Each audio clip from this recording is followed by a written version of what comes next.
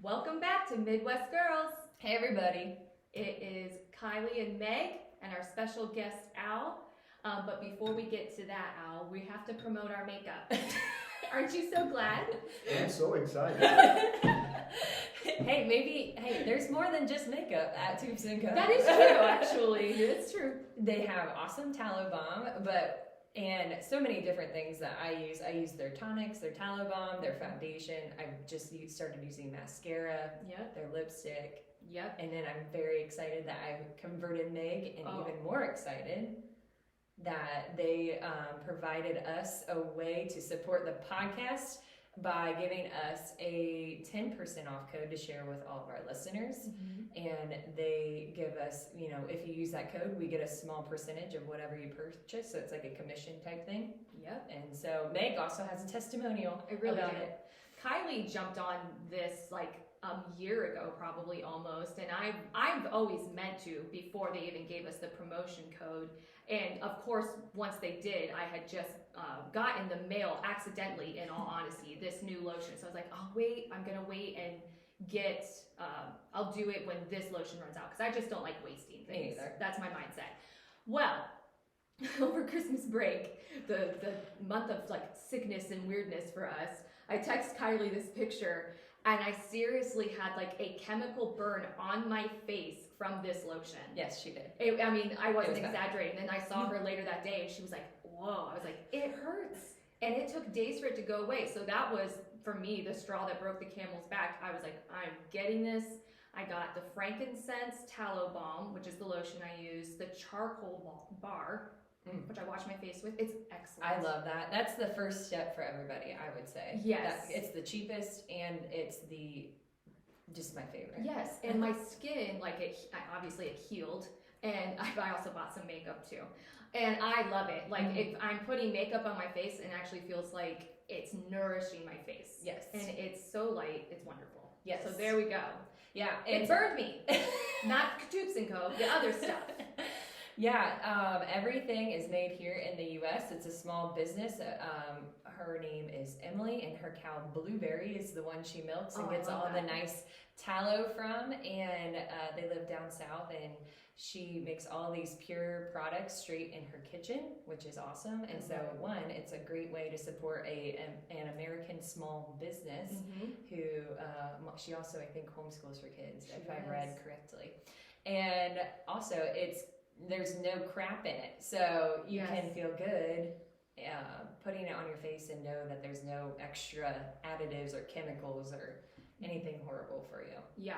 I've been, even the tallow balm at night, winter, everyone's lips are dry. I just put it on my face and my lips, and they're in good shape.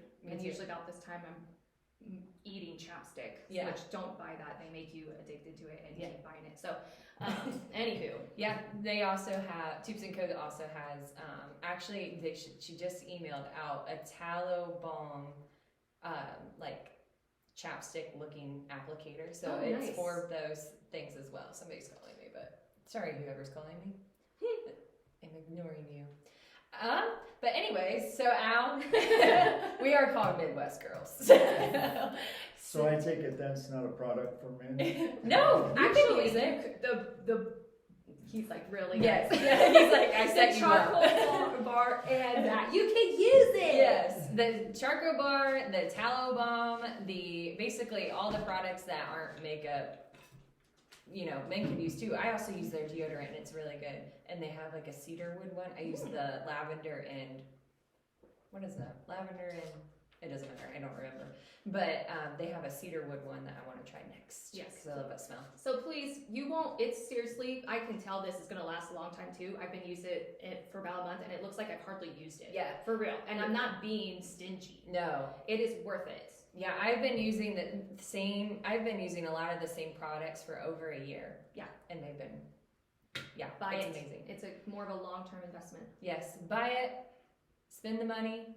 It is a long-term investment. Yes, it's more expensive than your drugstore stuff that you'll find on the shelves, but you'll save money. You'll save money. It's a clean product, and you get to support your favorite podcast when you use Midwest Girls, all caps, 10. Oh, I tried to line it up there. Oh, sorry. It's all right. Good. I failed. I tried. Next Excellent. 10. 10? That was perfect. Oh. But anyways, we're gonna get ready to turn it over to Alvin. Alvin, I've met actually through my grandparents. He's helped them out over the past, oh gosh, I don't even know how many years. My aunt and my grandparents, and kind of has become part of the family. And then he also now works at the church as our custodial help. And I said that wrong. Custodial. From the Midwest. It's just because I'm old. But through that, I really got to know Alvin when we were down in Jackson, Mississippi. And I realized he's a horrible driver. And he's laughing. Only at night. No, not just at night. I improvise. He's Leadfoot Larry. And but we had a lot of belly laughs on that trip and really got to know each other, and it was a lot of fun. And so he is coming on today to talk about his testimony, and I think everybody will take away something from it, as everybody takes away something at any testimony. So Yes. you can take it away. I don't know if are you starting at your younger years? I will start at my younger years, and hopefully I'll get this right. But who will know if I don't? That's true. Maybe your sister. Yes. And my childhood, I came from Decatur, Illinois. I was born there, and I actually lived there what I call half my life. It's my childhood, and I went to grade school there, and then my family had a breakup. My parents got a divorce, and so my mom, she was from Texas, so we moved to Texas, and where I would live out the rest of my days there in school, 7th grade to the 11th grade. Then I went into the military, and where I got my GED. I spent 4 years in the Navy.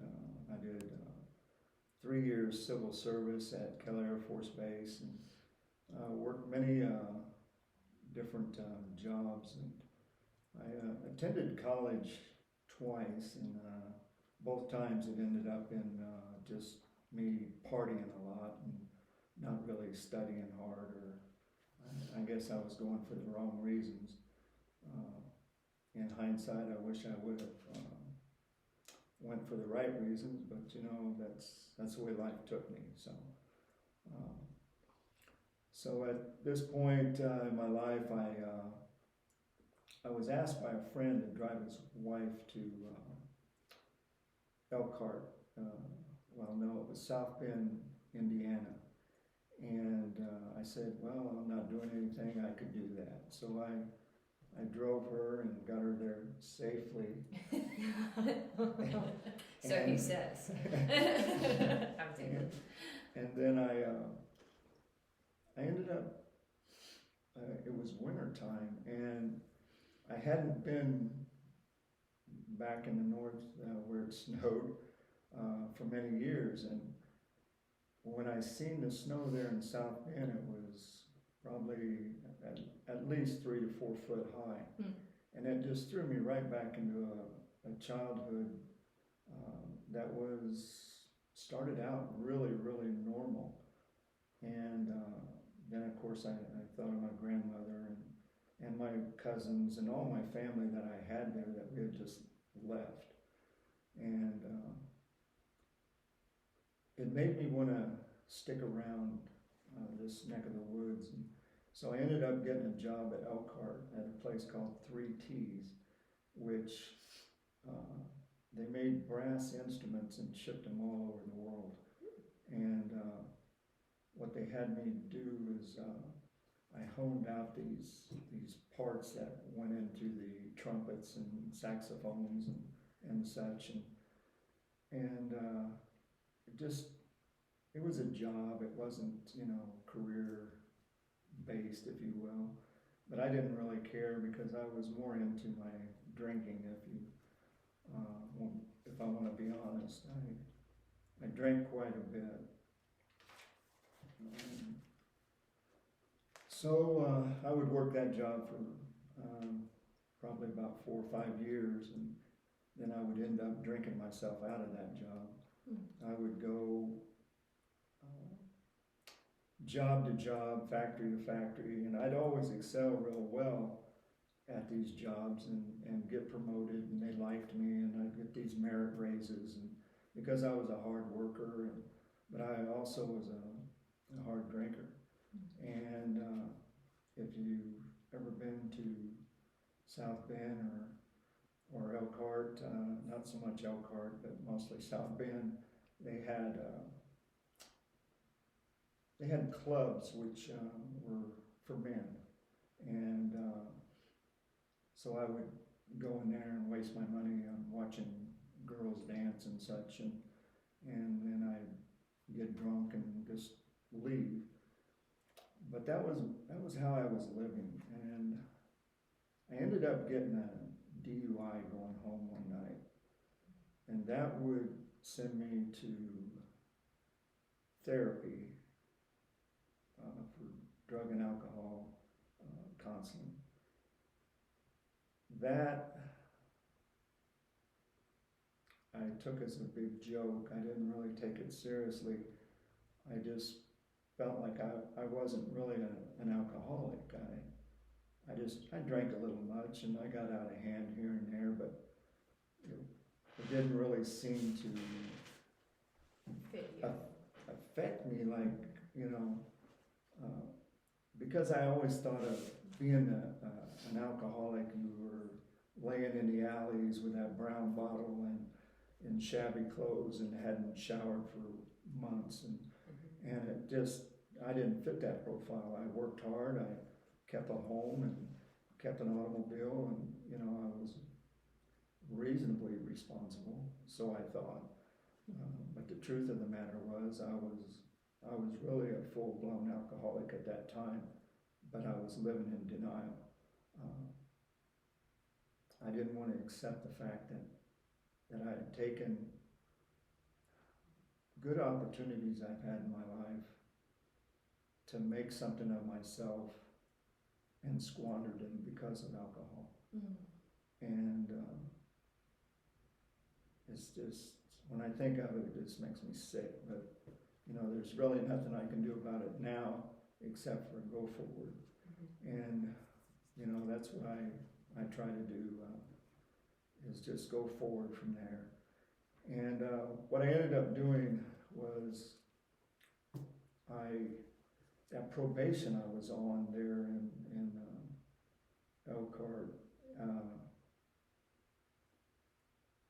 I violated that. So they sent me to Fort Wayne, Indiana, to a treatment center. And it was called the Washington House. And I didn't know what to expect, I was partly scared, and I didn't know what they were going to do or what I was going to do once I got there, how life was going to be after the treatment center. It was a 30-day stay, and I stayed all 30 days. I went from there to what they call a halfway house, because I didn't have a job. That halfway house, it was called the 13th Step House, and that had a big influence on me because you got there and you had responsibilities, but you also had AA meetings that you went to daily. And it wasn't unusual to go to 2 or 3 AA meetings in the course of a day. I got to where I kind of enjoyed that. And they also had an employer that would employ people that was in my position. They'd take a chance and let you work there. Well, as usual, I would do good. And I would sustain that job as long as I didn't begin to drink. And that's when I met my to-be wife. It was it was bizarre to me how I met her, but at the same time, it's how it worked out, because I ended up meeting her through the Washington House, and she was a nurse there, and we got to talking, and then I asked her out, and we went out, and we seemed to hit it off. Well, she had quite a few kids. So it was like, okay, well, that doesn't matter, we care about each other, we'll just take it from here. And we ended up getting married. Her kids never really accepted me, but that didn't bother me so much, but it would eat at me over time. And it was just what I needed, because then I could go back to that drinking lifestyle I knew so well. And I could always use them as an excuse. Now, trust me, at the time, I did not even think that way.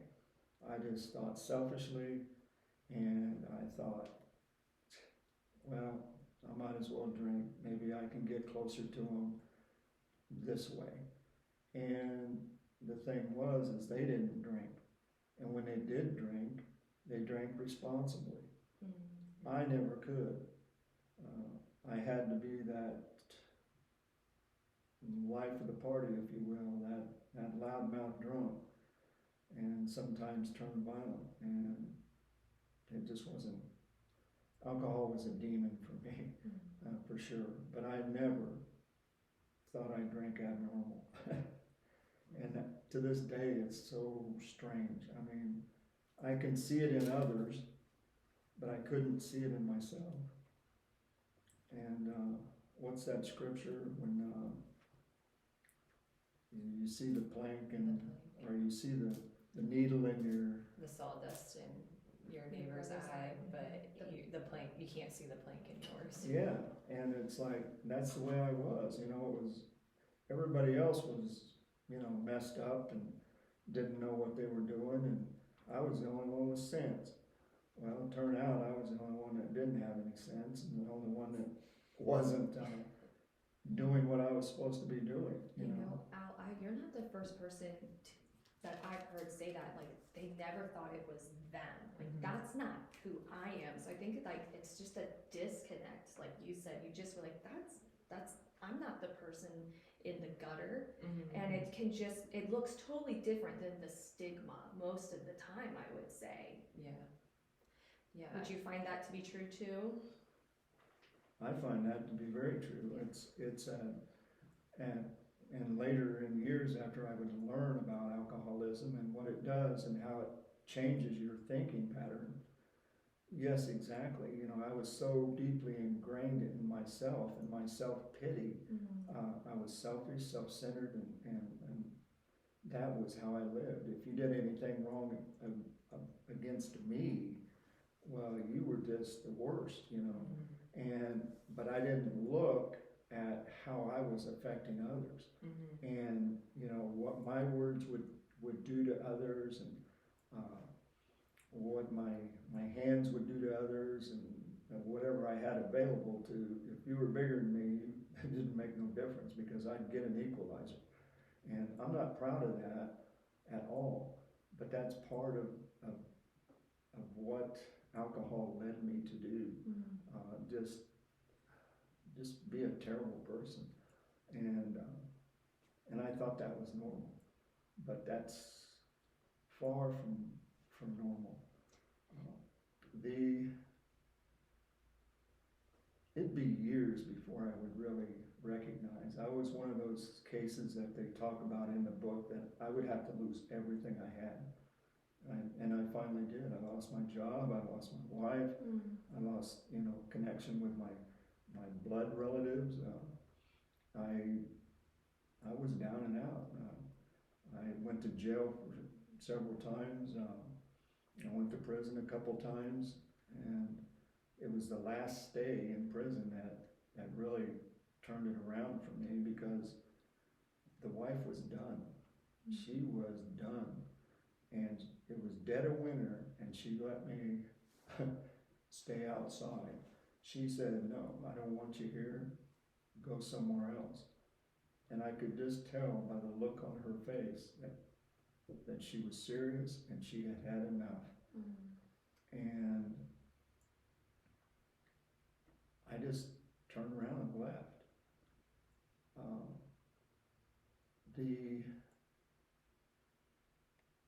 That was the turning point there, because I would go into town where I lived, which was Scott, Ohio, and I would go to those stepkids that never liked me to begin with and ask them if I could stay, and they turned their door to me as well. It was only one person in town that I knew just by lifting my hand and waving to that individual for, let's say, 10, 15 years that I known him. And I had talked to him a few times. That I was done. I mean, I didn't have anywhere else to go. So I went and I asked him. I said, do you mind if I stay here until I can get back on my feet?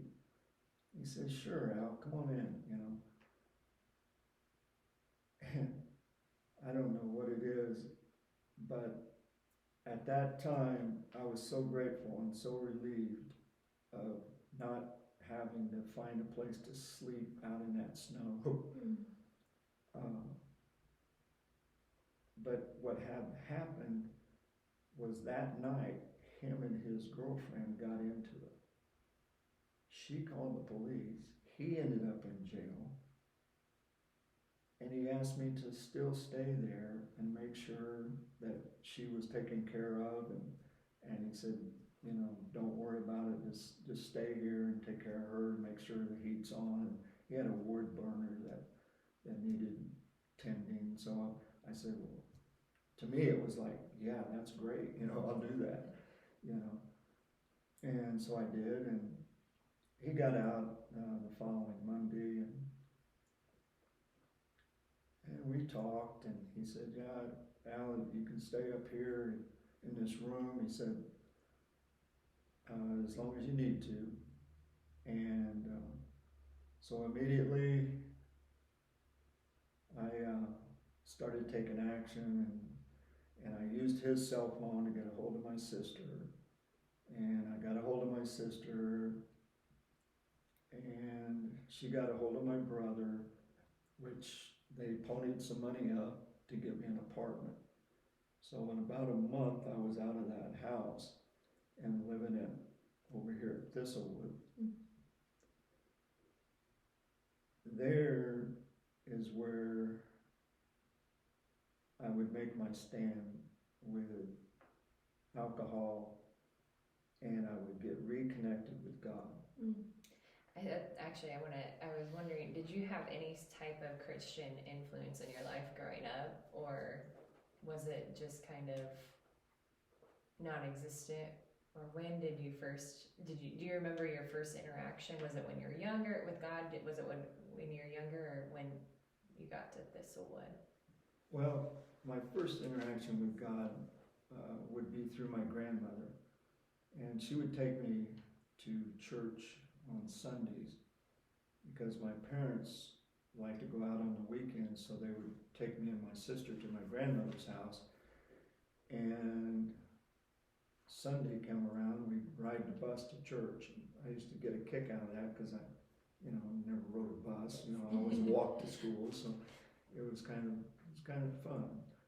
And then, of course, you're there with Grandma, and my grandma was a big German lady, and just the greatest hugger and comforter, and so I enjoyed that.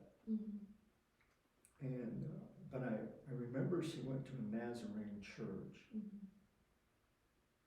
and they jumped up and they would hallelujah this and hallelujah and start talking in tongues sometimes, and which I knew nothing about, and terrified. I was just terrified.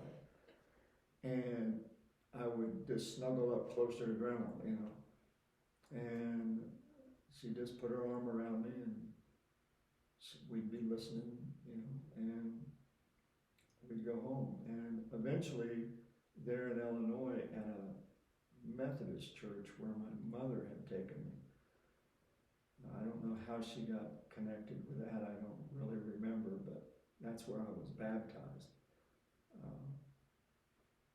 And I was probably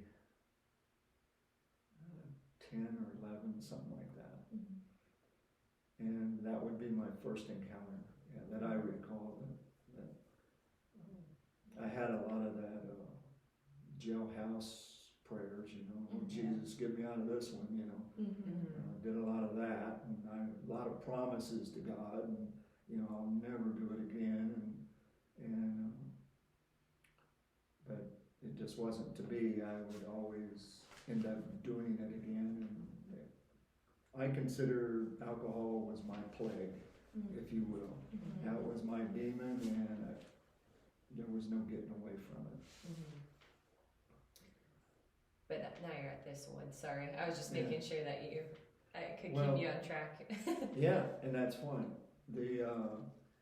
And to back it up just a little bit, when I was married prior to Thistlewood, my wife and I would come to Trinity Friends, and I liked it. And I became a member, and Neil Hammond used to go into his office, and they with a bunch of guys, Denny Hammond and Greg Schaffner, and myself and a couple others, and we would talk a little bit about God and a little bit about everything else. Mm-hmm. But I had missed that, and it was a time when Promise Keepers was around as well. Mm-hmm. And we would go to Promise Keepers. Neil was just the greatest. He would haul me all around to these Promise Keepers meetings, and we really, the funny thing is we love to eat donuts, you know, Christians, you know, we love our sweets, you know, and coffee. So, mm-hmm. you know, we'd have that, and then we'd have live worship bands, which was just really awesome. Yes. Yes, it was. And it was like, it was the bait, you know, that got you coming back, you know. And I say that jokingly, but seriously. Yeah, but it is a good thing. It is. And it does bring you closer to your brothers and sisters in Christ, and I think my dad went to one of those Promise Keepers events the day after I was born. Seriously? Yes. Because actually Denny Hammonds was the one telling me about this, and he goes, well, it was you because it was in June, right? And I go, yeah. He goes, that's how I always remember your birthday. Oh my goodness.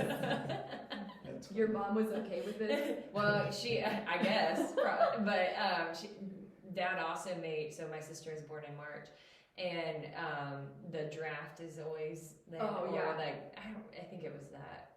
I think March Madness. March Madness, yeah. Rabbits. Yes, and well, Dad made Mom wait to see about where, like something about Ohio State or something. I can't remember it fully, but Mom was walking up and down the road trying to get her to come. Stevie, you're being called out. And the worst part is he can't defend himself at all because I might have messed up the story a little bit. But that's Mom's version, I'm pretty sure. Oh, that's too funny. Anyways. Sorry. But you are at Thistlewood still. I'm trying to help bring the bookmark of where you are in your story. Well, he was at Promise Keepers with donuts and coffee. Oh, yeah, that's right. But you backed up. Yeah, and now you're going forward. Yeah. Ignore me. Well, I just know that we have a habit to like jump. Well, we like jump in with questions and stuff. And so I found sometimes like Dad would like forget his spot, and then I wouldn't remember where he was either. So I made an intentional note in my head today to help with that. Oh, good so job. Here it is. So, we appreciate you, Kyle. Yes. But yeah, when I got to Thistlewood, I mean, I was in really bad shape. Not only, I never went through real bad withdrawals, so I thought. It would be more like mood swings. I would class it at.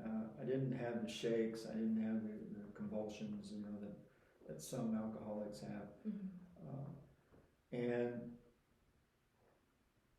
I can, you know, I just think that in its own is a blessing, you know, and I am grateful for that. But it did hurt me in the depression state, because it just bummed me out, and I was so remorseful and just grieving and just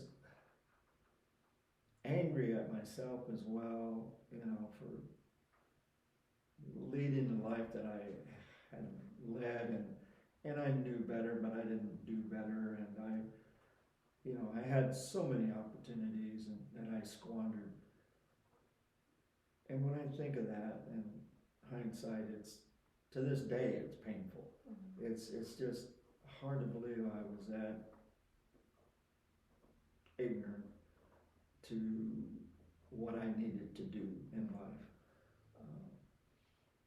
But at any rate, I would go to Westwood Behavioral,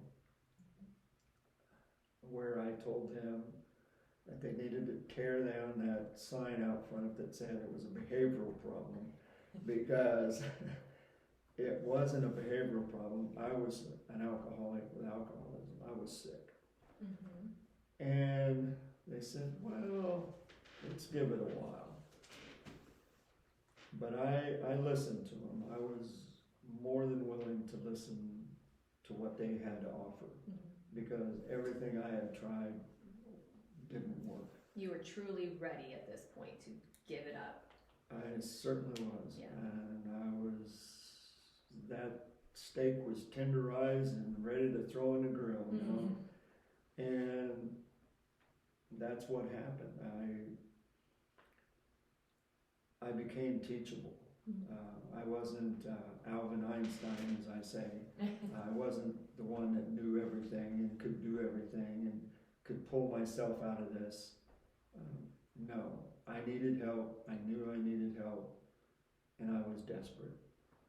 So I went to all their groups.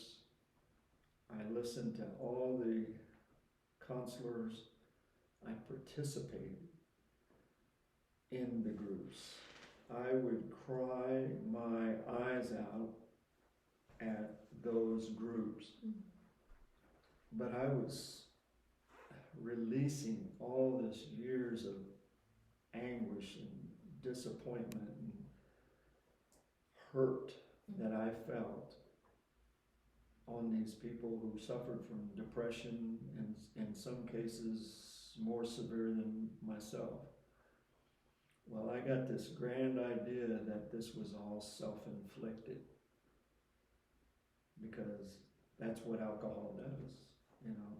It picks you up for that one time and that moment, but ultimately it's a depressant. Well, I'd been drinking for so long, I thought, well, you know, 2 and 2, it's 4, you know. So it did add up in my mind. But there was another piece to this that would really set me free in a lot of ways. Because my psychologist there, he said, Alvin, he says, you know, you've been depressed your entire life. And for me to hear that was just the most beautiful thing I could ever heard. Because I thought I was this worthless, mean, hateful individual that walked this earth. And that's how I felt about myself. But when he said that, it made me feel normal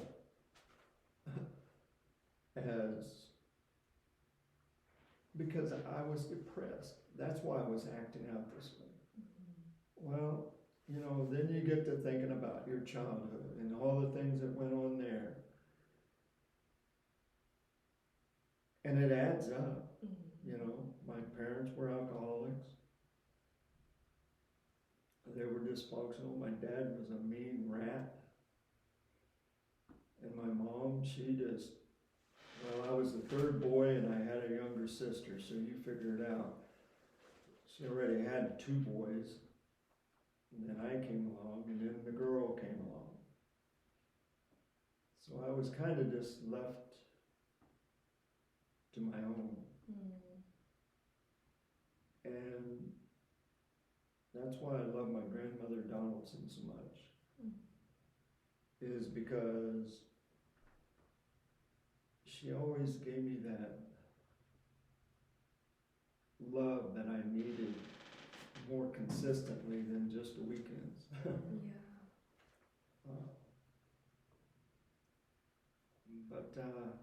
Getting back to Westwood and those groups, it wasn't long till the people that were at the tables with me and I was sharing, some of them would never talk. Well, they began hearing me spill all this personal, terrible, horrible stuff, and they began opening up. Well, it wasn't soon after that, and the case managers were like, hey, I want you to sign up for my group, you know. And of course I would, because I needed all those groups. And at the same time I was going there, I was going to AA. I was going to every AA meeting that the town and here held. I read the book, I did my homework, and at that time too, I was getting back into the church. I was going every Sunday. And if they had it on Wednesdays, I was hitting Wednesdays.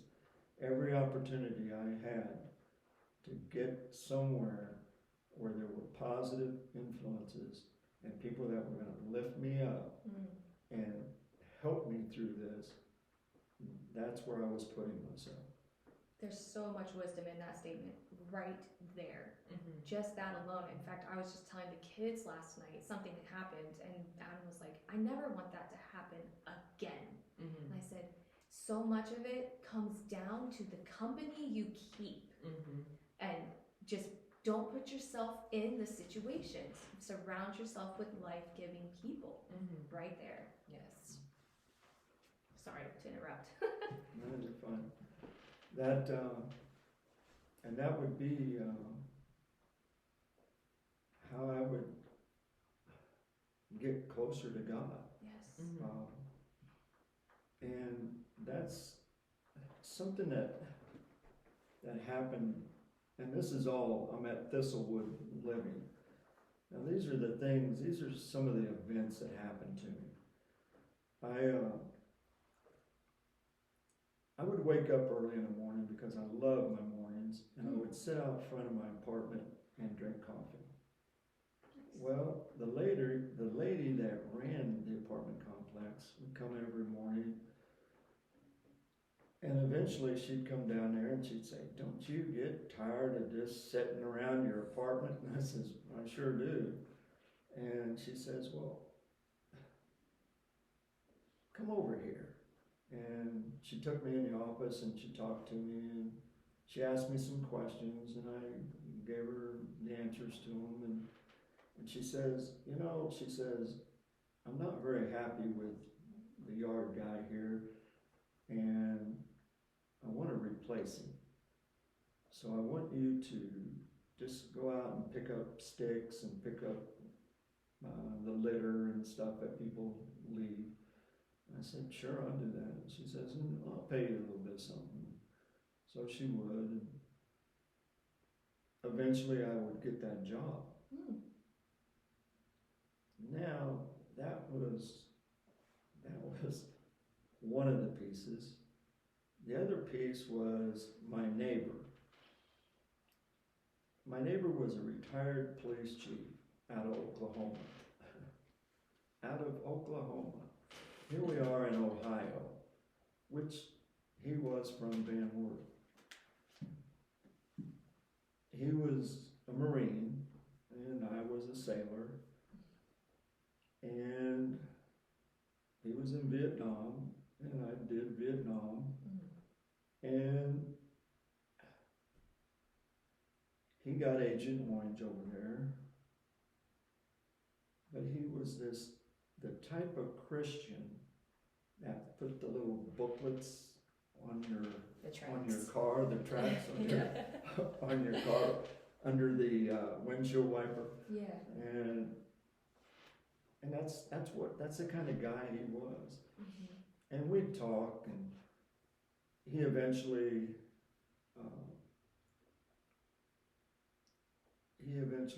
asked me if I was a Christian, and I said yes. And I told him I went over here to Trinity Friends,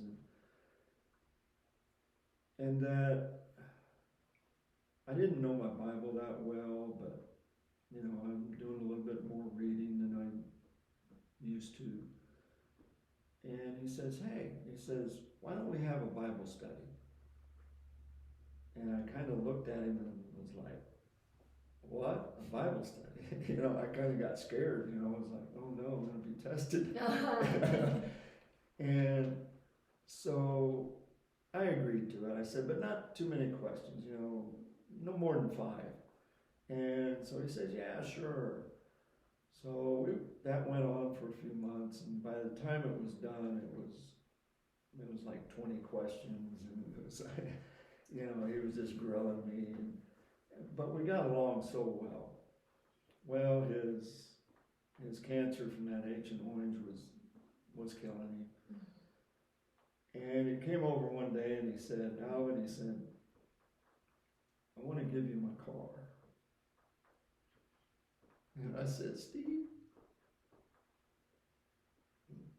that's a nice gesture, but I can't do that. I said, you know, and I was trying to think of an excuse of why I couldn't accept it. And I said, well, I don't have a license. They took my license. And he says, well, last I know, he says, you didn't need a license to own a car. And I was like, oh, geez. Yeah, you would be a police chief and know that. And so I says, well, yeah, well, okay, you know. So he sold me that car. And here I am working part-time, cleaning up litter and mowing this lawn over here at Thistlewood, not making a lot of money. And I'm thinking, reinstatement fee for my license. So I call the guy who let me stay with him. And he says, Alvin, he says, they got a new program out. He said, you pay $50, you go take the test, you got your license. I said, what? He says, yeah, just go up there and do it. I went up there, did it. I came over here and I said, Neil, can I borrow your car to take this driving test? He says, sure. So I used his vehicle because it was newer and I knew it would pass all the inspections. Neil Hammond, is that Neil Hammond, yeah. And so I took his vehicle there, and well, he drove me there, and I used his vehicle and passed the test, and I was back in business. Well, I got pulled over a couple times. It ain't Leadfoot Larry. Leadfoot Larry. And well, one time it was for my license plate light was out. Oh. Yeah, and the other time was I was a little bit to the right, you know, and I'm thinking, okay, these guys probably behind me run my plate, say, oh, that's our friend Alvin, Oh, yeah. and he's known to be drinking and driving. Well, let's just pull him over and see how he's doing tonight. But I never felt so good when I handed him my license and my insurance and said, here you go, officer. And I knew that I was legal. You're in the clear. Because before, I wouldn't have cared if I had a license or not. And that's not the way to live or think. But that's the way I was.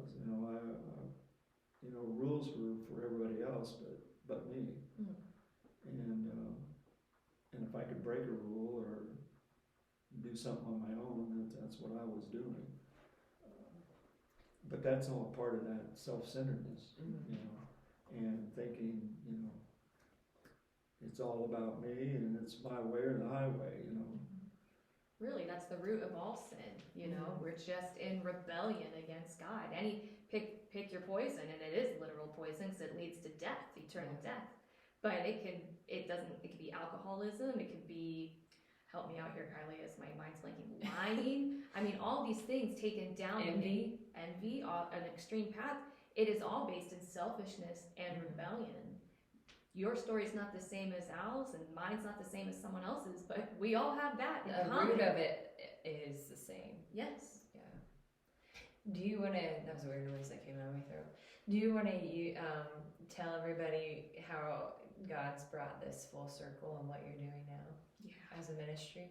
Well, yeah, and it's just, you know, those things that were happening in my life, it was those people that he put in my life from my case managers. My case manager was fresh out of college, 21 years old, didn't know anything about life, just knew bookwork. Yeah. And here I was, a seasoned bad boy, and wasn't going to have her telling me what and how I should do this and that. Well, we bumped heads. So finally we sit each other down and we say, hey, okay, you're going to give me the technical stuff that I need, and I'll give you the street stuff that you need. And together we'll make it. Persevere. And that's what we did. And we, from that time on, we helped each other learn about ourselves, really. Wow. And it was another moment that I got taught something, and a moment that she got taught something, you know. And we both had grown from that. Well, she went on to bigger and better occupations there. Within her occupation, she got promoted. She moved up. Yep, she moved up the ladder, and that was good. But then I got blessed with another good case manager that would continue to lift me up when I was down, you know. And I remember she, on one of these little, I guess it's maybe a 10-inch by 10-inch whiteboard, if you will, and she drew this smiley face on it and put on there, I will love myself unconditionally. And she gave that to me, and that meant a lot, because I hated myself. And I couldn't shake the self-disappointment and the disappointment that now I'm getting closer to God and how I've been hurting Him. It's just sad. It just saddens me. but at the same time, it's a beautiful, beautiful thing. I think we all get to that point when you are becoming more self-aware of your past and the things that you did, and you're growing deeper in your relationship with the Lord. Then it's like you had to open the wound for Him to properly heal it. And I think everybody thinks about their past and they're just like, like, why did I do that? But He also asks us not to dwell in the past, but to move forward with Him into the future. He has a good future, a plan and a hope for your future. And before you said beautiful, Al, the words came to me, you were beautifully broken, so that He could build you back up. And we all fight that so much. Like I said, pick what it is that it is in your life. We fight it and we fight it, and at the end of the day, we have to be broken to come to this place of being built up again by God, for God, in a way that we can love ourselves and love Him fully. We truly become who we're meant to be once we do that. And the battlefield of the mind that you're kind of speaking of, it's a very real thing. Like when that psychiatrist or psychologist said to you, you've been depressed your whole life. I would say again, people think depression looks one way. And I think there's a disconnect there for people too. Like, well, I'm not depressed. I'm not sitting in the corner crying. It doesn't look like that. I've been depressed before, like told by a doctor, you're depressed. And it was a shocking moment for me, but it was true. And there's such a stigma with it now, even that it's, that's another thing that we got to go to the Lord for healing, and to not be ashamed and say, Lord, I struggle with this. Heal me. Yeah. And I've struggled with it too, and though people would have never really known unless you're close to me, maybe. But because just kept moving, just kept going. It does look different for everybody. Mental health looks different on everyone and how they handle it. And so we can't be ashamed of it either if we are the ones struggling, because you need help. Right. Get the help. And I think I'm a pretty peppy person actually, but sometimes I've also had my bouts with anxiety. I'm like, sometimes I think that comes out as my peppiness. Like, okay, I'm okay. Yeah. Like, and people would never think. Yeah. But actually, no, that's sometimes a defense for me. Yeah. It's what I'm starting to realize. But Al, I think it's really cool, the ministry that the Lord's led you to. Yes. And that's what I think, because we're closing in on time, but I wanted you to touch on it for sure. Well, especially because we're in the Van Wert area, folks, so you can come and see Al anytime. Yes. Well, yes, it was probably about 2.5 years ago that the Lord, sent me in to see Pastor, or we called him Dr. Tom. And I asked him, I said, I want to start a 12-step AA program that focuses more intently on the steps, because that's where the meat is. That's where you really make the changes. You get to see and reflect on what you've done in your life. And he looked at me and he says, have you ever heard about Celebrate Recovery Ministries? And I said, no, I can't say I have. And he says, well, it's a Christian-based 12-step program. He says, look into it. I'd like for you to start that here, if you would. So I go and I, of course, thank God for Google. I Google it and bring it up, and I do a little bit of reading on it, and I'm like, yeah, okay, that sounds doable. And really what I wanted was I wanted something for this community. and I know that Celebrate Recovery was here prior to,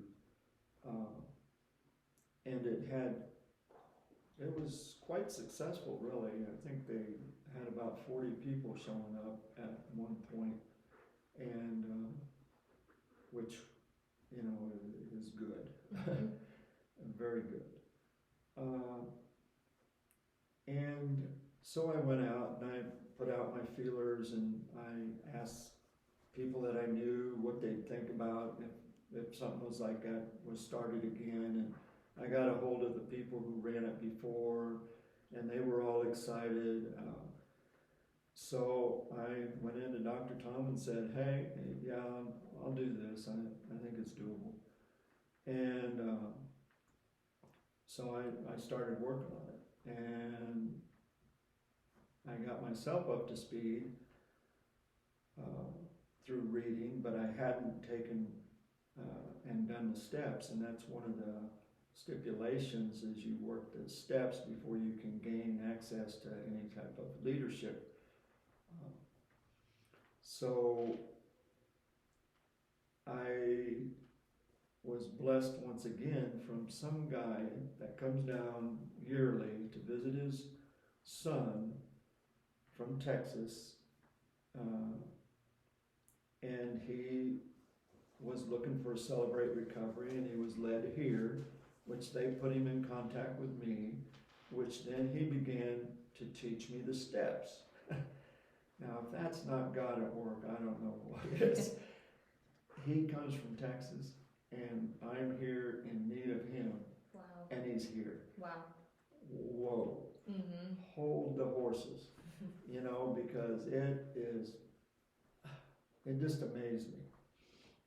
So he would take me as far as he could, and this is how blessed I was to even have him doing this. He went outside his way to contact someone in Lima to continue the step work with me so I could finish the 4 participant books. Wow. And be through the 12 steps. And I did that.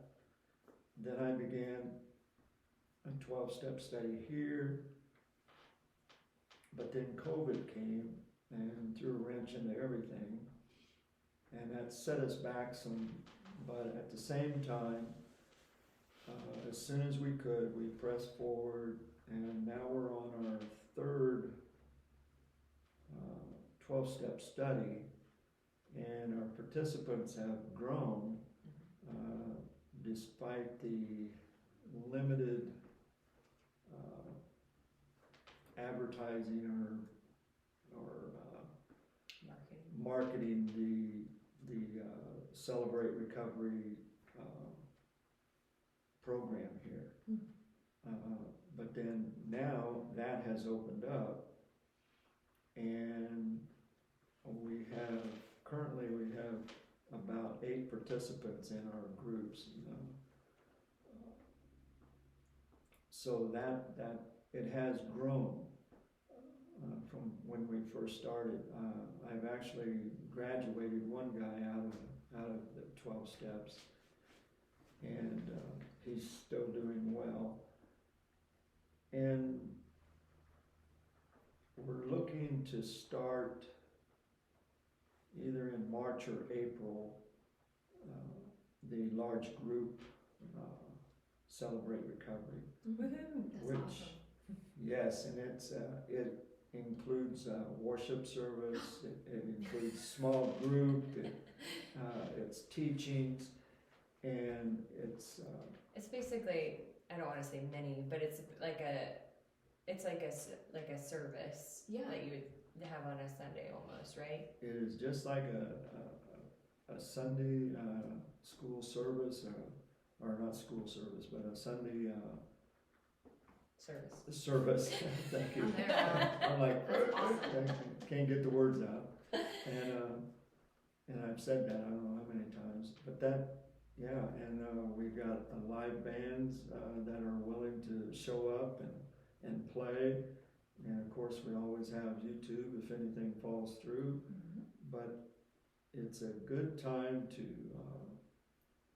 get the help that you need and meet some people that have some of the same struggles you have, and you know that together you can make it through that, because you're focused on God, and God is capable of lifting us up out of any of our hurts, habits, or hang-ups. Yes.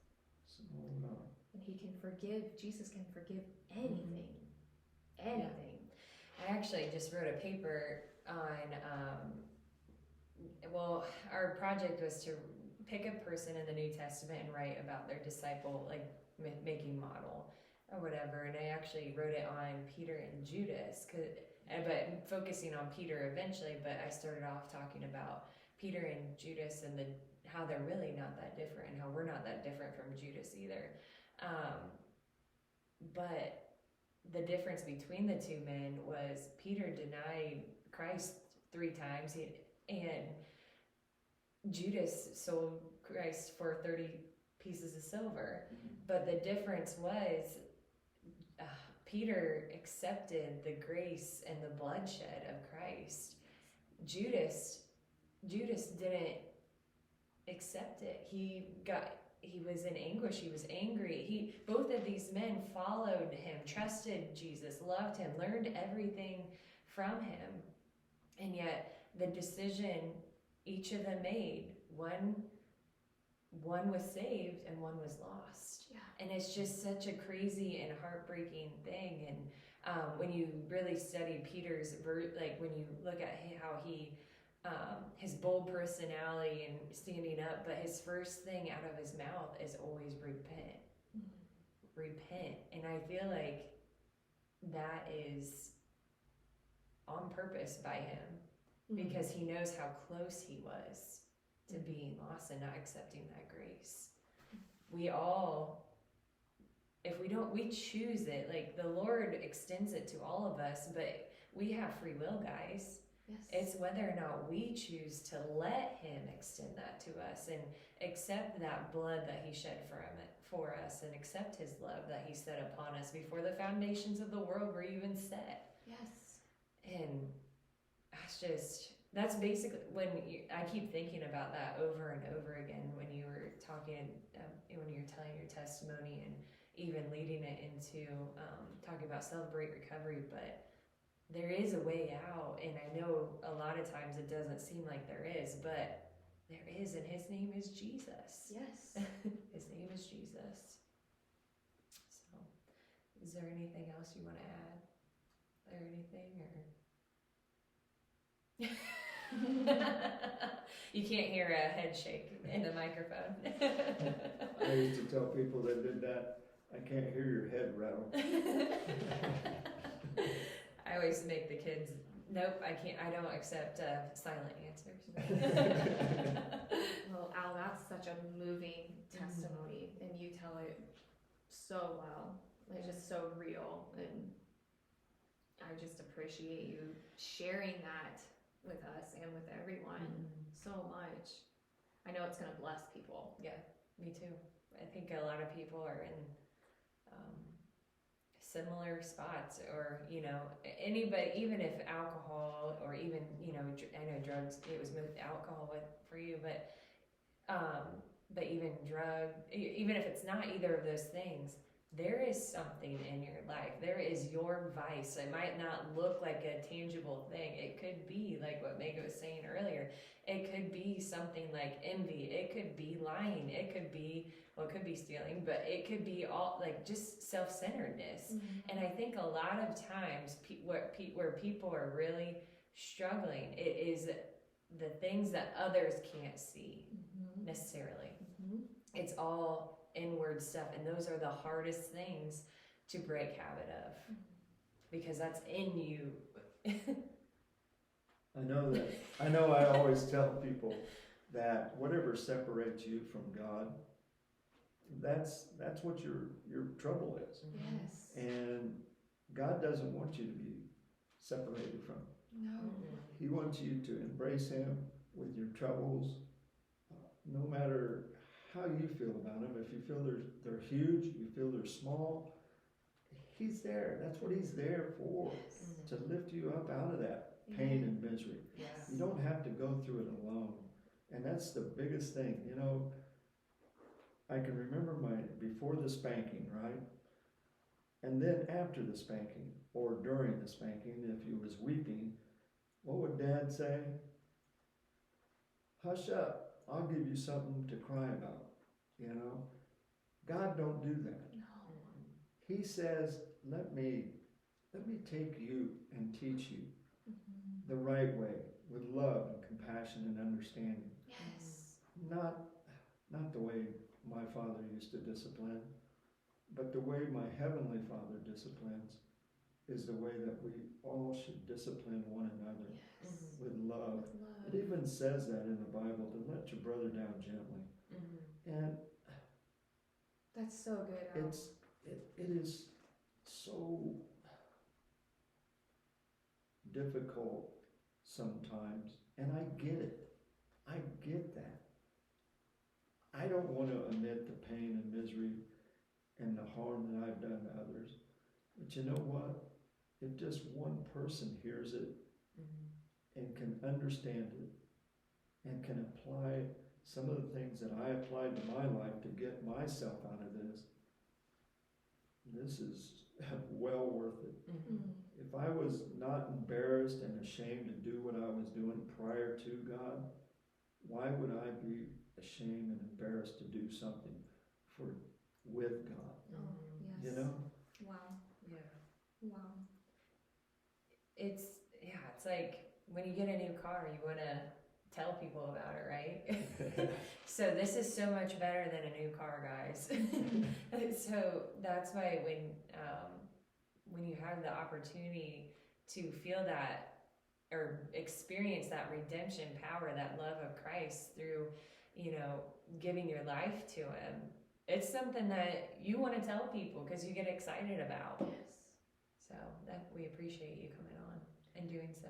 And you guys, if alcoholism, drug use is prevalent in your life, my goodness, reach out. If this has resonated with you, reach out, comment on the podcast, reach out to Trinity Friends Church, reach out. We'll get it to Al.